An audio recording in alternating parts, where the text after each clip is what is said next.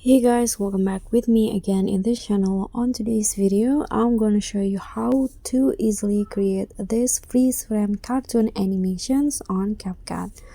So the first thing that you need to do is add a video to CapCut, then go to the end of the video and click on the video, find the freeze options under the CapCut toolbar.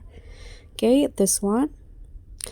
Then on the freeze frame you need to go to style, and then here choose the anime or the anime style that you want.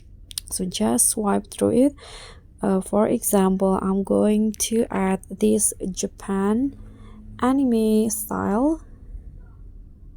Okay, like this. Click on the check icon.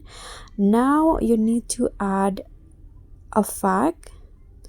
So go to the video effect, find the comic section or the cartoon section, and in here select the cartoon border effect.